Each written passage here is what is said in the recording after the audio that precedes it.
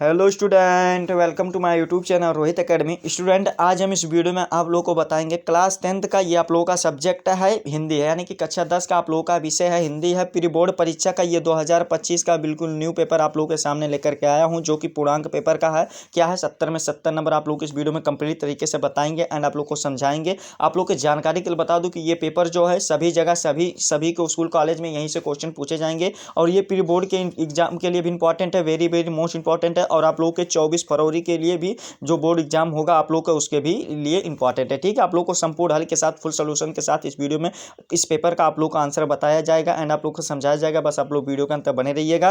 खंड आ यहाँ से हमारा स्टार्ट होता है, जिसमें से बहुविकल्पी प्रश्न दिया गया, यानी कि एमसीक्यू दिया गया, मल्टीपल चॉइस क्वेश्चन दिया गया। पहला क्वेश्चन जिसमें से आप लोग का पूछा गया क्या कि हंस पत्रिका के प्रथम संपादक थे, यानी कि हंस पत्रिका के प्रथम संपादक कौन थे? तो मुंशी प्रेमचंद जी थे। ए वाला ऑप्शन हमारा राइट हो जाएगा।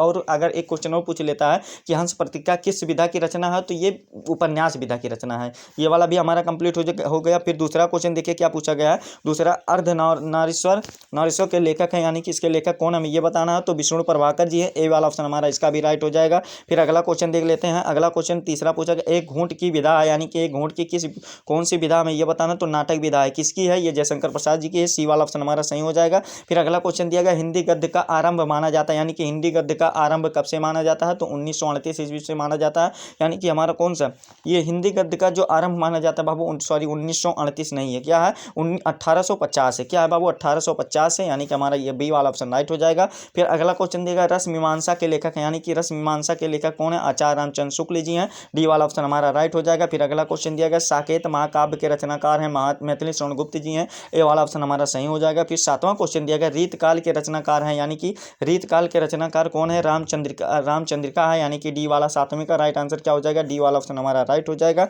फिर अगला क्वेश्चन दिया गया है कि प्रगतिवादी युग के दो प्रवृत्तियां कौन सी, हमें यह बताना है, तो इसकी जो राइट आंसर हो जाएगा ये क्या हो जाएगा? आ और बा दोनों हो जाएगा, यानी कि ए और बी दोनों हो जाएगा। करुण और निरस्वर की भावनाओं दोनों हो, यानी कि हमारा इसका क्या आंसर हो जाएगा? आठवें का राइट आंसर ये वाला नहीं बाबू, यही वाला राइट आंसर हो जाएगा, यानी कि करुण और निरस्वर की भावनाओं, यानी कि बा वाला ऑप्शन हमारा लॉक कर देंगे, यही राइट आंसर है। फिर नौवां क्वेश्चन दिया गया कि छायावादी युग के लेखक है, यानी कि छायावादी युग के लेखक कौन है, हमें ये बताना, तो निराला जी हैं। कौन है? निराला जी है हमारा कौन सा? डी वाला ऑप्शन इसका राइट हो जाएगा। फिर अगला क्वेश्चन दिया गया, यामा के रचयिता हैं, यामा किसकी रचना है, तो महादेवी वर्मा की है। ए वाला ऑप्शन हमारा इसका भी राइट हो जाएगा। फिर अगला क्वेश्चन दिया गया कि यही कहीं पर बिखर गई भाग्य विजयमाला सी उपयुक्त पंक्ति में अलंकार है, यानी कि इसमें कौन सी अलंकार है, हमें ये बताना, तो 11 का राइट आंसर हमारा उपमा अलंकार है। कौन सा? बी वाला ऑप्शन हमारा सही हो जाएगा। फिर अगला क्वेश्चन दिया गया, रोला छंद की मात्राओं की संख्या होती है, यानी कि रोला छंद में मात्राओं की संख्या कितनी होती है, तो 24 होती है। कितना होती है? 24 होती है, यानी कि हमारा कौन सा ये ए वाला ऑप्शन हमारा राइट हो जाएगा। फिर अगला क्वेश्चन दिया गया 13 वाला कि करोड़ रस का स्थायी भाव होता है, करोड़ रस का स्थायी भाव शोक होता है, यानी कि दुख होता है। ठीक है, बी वाला ऑप्शन हमारा राइट हो जाएगा। फिर अगला क्वेश्चन दिया गया है 14 वाला कि वर्षा होती है तो अन्न उपजता है, अर्थ के आधार पर वाक्यों का भेद बताइए, यानी कि इसका किस प्रकार से कौन सा वाचक निकलता है, हमें यह बताना है। तो इसका जो 14 का राइट आंसर हो जाएगा हमारा कौन सा हो जाएगा? विधानवाचक हो जाएगा। कौन सा? हमारा ए वाला ऑप्शन राइट हो जाएगा। फिर अगला क्वेश्चन 15 वाला दिया गया, अध्यापक द्वारा कक्षा का जायजा लिया गया वाक्य में प्रयुक्त वाच्य है, यानी कि इसमें कौन सा वाच्य हमें यह बताना है, तो इसका जो राइट आंसर हो जाएगा कृतवाच्य। ए वाला ऑप्शन हमारा 15 का राइट हो जाएगा। फिर अगला क्वेश्चन 16 वाला दिया गया, बीमारी के कारण उससे उठा नहीं जा सका वाक्य में प्रयुक्त वाच्य है, यानी कि इसमें कौन सा वाच्य है? 16 का राइट आंसर कौन सा हो जाएगा? सी वाला ऑप्शन हमारा सही हो जाएगा, भाववाच्य है। ठीक है, फिर अगला क्वेश्चन 17 वाला दिया गया, अनुग्रह शब्द में उपसर्ग है, क्या है? अनु है, यानी कि हमारा ये अनु है बाबू। कौन सा? ये ए वाला ऑप्शन हमारा इसका राइट हो जाएगा। किसका? इसका हमारा कौन सा? अनु हो जाएगा, यानी कि ये 17 का राइट आंसर ए वाला ही होगा। ठीक है, फिर अगला क्वेश्चन दिया गया है कि त्रिवेणी में कौन सा समास हमें ये बताना है। देखो आप लोगों की जानकारी के लिए बता दूं, अगर आप लोगों का इस प्रकार से संख्या निकलता है, संख्या कैसे निकलता है? जैसे त्रिशूल निकलता है, यानी कि त्रिशूल निकलता है, त्रिवेणी निकलता है और वो त्रिवेणी निकलता है। इस प्रकार से अगर संख्याओं का अगर उच्चारण होता है जिस वाक्य में, तो वो कौन सा समास होगा? वो समास होगा द्वंद्व समास, द्विगु समास होगा। कौन सा? ये हमारा बी वाला ऑप्शन इसका 18 का राइट आंसर हो जाएगा, द्विगु समास होगा। ठीक है, और आप लोगों का अगर योजक चिन्ह बीच में आ जाता है, जैसे कि दिन रात और माता पिता आता है, तो उसमें कौन सा हो जाएगा? द्वंद्व समास हो जाएगा। इसको भी आप लोग दिमाग में एक ट्रिक है, इसको याद कर लीजिएगा। ठीक है, 19 वाला क्वेश्चन दिया गया, तद शब्द का चतुर्थी विभक्ति एक वचन रूप है, यानी कि इसका क्या हो जाएगा हमें ये बताना, तो तस्में हो जाएगा, डी वाला ऑप्शन इसका राइट हो जाएगा। फिर 20 वाला जो क्वेश्चन यानी कि 20 वाला क्वेश्चन दिया गया, फलता शब्द के विभक्ति एवं वचन का रूप है, यानी कि कौन सा हमें ये बताना है, तो इसका जो 20 का राइट आंसर हो जाएगा हमारा, इसका भी डी वाला ऑप्शन राइट हो जाएगा, पंचमी विभक्ति एक वचन हो जाएगा। ठीक है, तो इस प्रकार से आप लोगों का 20 नंबर हो गया कंप्लीट। और रही 50 नंबर की बात, उसको भी अभी आप लोगों का कंप्लीट तरीके से बता दे रहे हैं, आप लोग को समझा दे रहे हैं, आप लोग इसको अच्छे तरीके से समझ लीजिए और तैयार कर लीजिए। ठीक है, खंड खा यहाँ से हमारा स्टार्ट होता है, जिसमें से वर्णनात्मक प्रश्न दिया गया, जिसमें से पहला क्वेश्चन पूछा गया है कि निम्न के गद्यांश में से किसी एक के नीचे दिए गए प्रश्नों का उत्तर दीजिए। 6 नंबर का क्वेश्चन है, 3 क्वेश्चन पूछे जाएंगे, प्रत्येक क्वेश्चन का राइट आंसर देने पर 2 नंबर मिलेगा। टोटल आप लोग का यहाँ पर 6 नंबर का ध्यान रहेगा, 6 नंबर पर ध्यान रहेगा। क्या दिया गया, आज इसी निर्मल शुद्ध शीतल और स्वस्थ अमृत की तलाश में हमारी इच्छा अभिलाषा का प्रयत्न है, यानी कि आप लोगों का देखिए ये गद्यांश दिया गया। ठीक है, इसमें आप लोग को सभी क्वेश्चन को अच्छे तरीके से देखिए, आप लोग इसको अच्छे तरीके से खुद से तैयार करना, बताना हमारा काम है, तैयार करना आप लोग का है, तो इसको अच्छे तरीके से आप लोग खुद से जरूर तैयार कर लीजिएगा बाबू। आप ये सभी मोस्ट इंपॉर्टेंट क्वेश्चन आप लोग इसको बुक में टिक कर लीजिएगा, या आप लोग क्वेश्चन बैंक से या आप लोग कहीं से नोट से आप लोग इसको जरूर तैयार कर लीजिएगा। ठीक है, अथवा करके इसमें भी दिया जाएगा कि भिन्न भिन्न धर्मों को मानने वाले, यानी कि ये वाला गद्यांश दिया गया, तो इसको भी अच्छे तरीके से आप लोग तैयार कर लीजिएगा। ठीक है, फिर दूसरा क्वेश्चन में क्या दिया गया, निम्नलिखित पद्यांशों में से किसी एक पद्यांश के नीचे दिए उत्तर दीजिए। सेम प्रोसेस नंबर वाला है। विषुवत रेखा का वासी जो जीता है नित हाफ हाफ कर और रखता अनुराग अलौकिक, वही भी अपनी मातृभूमि पर ध्रुववासी जो हिम पर तम में जी लेता है कांप कांप कर। ये उपयुक्त संदर्भ दिया गया, इसका संदर्भ लिखिए और व्याख्या रेखांकित अंश की कीजिए।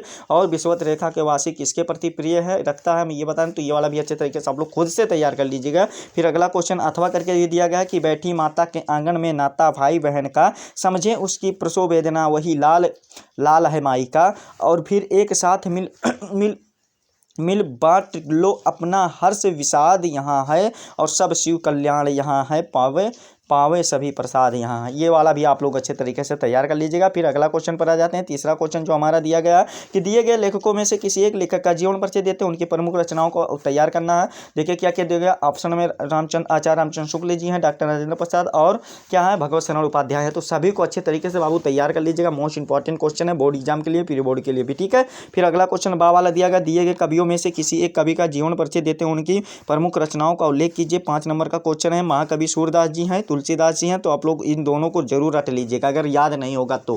ठीक है, और फिर महादेवी वर्मा को मन करेगा तो ऑफर के तौर पर कर लीजिएगा तैयार। ठीक है, लेकिन 2 ही को आप लोग रट लीजिएगा, सभी जगह काम आएंगे। ठीक है, सूरदास और तुलसीदास। ठीक है, फिर अगला क्वेश्चन चौथा वाला दिया गया है, निम्नलिखित में से संस्कृत गद्यांशों में से किसी एक का संदर्भ हिंदी में अनुवाद कीजिए। संदर्भ सहित हिंदी में अनुवाद करना, 2 नंबर संदर्भ का मिलेगा, 3 नंबर आप लोग का हिंदी अनुवाद दिया जाएगा। एकदा बहुत जन्नो ये वाला दिया गया, आप लोग इसको अच्छे तरीके से तैयार कर लीजिएगा। अगर आप लोग ऊपर वाला नहीं करना चाहते हैं तो ये अथवा करके वाराणसी वाले चैप्टर से लिया गया, तो इसको भी अच्छे तरीके से तैयार कर लीजिएगा। ठीक है, खा वाला क्वेश्चन दिया गया, निम्नलिखित संस्कृत पद्यांश में से किसी एक का संदर्भ सहित हिंदी में अनुवाद कीजिए। सेम प्रोसेस है नंबर वाला। 5 नंबर का क्वेश्चन है, अब्दो दुर्गामी चा सचारो न चा पंडिता, और फिर अमुक अस्फुट वक्ता चा यो जनित सा पंडिता। ये वाला दिया गया। अगर आप ऊपर वाला नहीं करना चाहते तो ऑफर भी आप लोग के लिए दिया जाएगा अथवा करके, तो इसको भी अच्छे तरीके से तैयार कर लीजिएगा। ठीक है, गा वाला क्वेश्चन 2 नंबर का दिया गया है कि अपनी पाठ्य पुस्तक से संस्कृत खंड से कथस्थ किया हुआ कोई एक श्लोक लिखिए जो इस प्रश्न पत्र में आया, तो इसको भी अच्छे तरीके से आप लोग तैयार कर लीजिएगा। फिर घा वाला क्वेश्चन देगा, निम्नलिखित में से किन्हीं 2 प्रश्नों का उत्तर दीजिए, जिसका 2 नंबर का क्वेश्चन है, इसको भी अच्छे तरीके से तैयार कर लीजिएगा। विद्या कैन वर्तते, विद्या कैन वर्तते, ये वाला दिया चंद्रशेखर का आसित, तो चंद्रशेखर एका देशा भक्ता चा आसित। इस प्रकार से आप लोग और एक क्वेश्चन को तैयार कर लीजिएगा, 2 नंबर इसमें भी कंप्लीट हो जाएगा। फिर अगला क्वेश्चन 5वां दिया गया है कि अपने मित्र के पिता सीमा पर शहीद हो गए और अपनी भावनाओं को व्यक्त करते हुए एक पत्र लिखे। मोस्ट इंपॉर्टेंट है ये आप लोग का लेटर। अथवा करके दिया गया, बिजली समस्या के निराकरण है तो अपने जिले में बिजली विभाग को एक शिकायती पत्र लिखिए।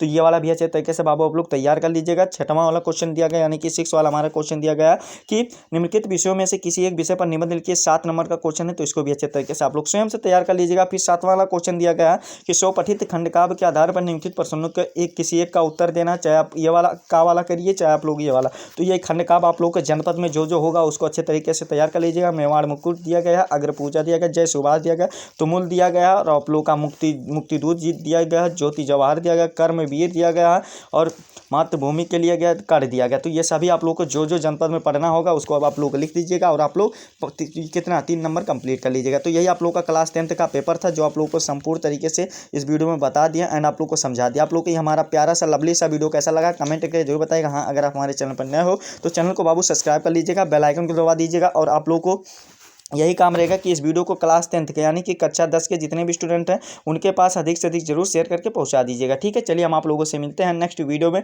नेक्स्ट टॉपिक के साथ। तब तक के लिए जय हिंद, जय भारत, वंदे मातरम।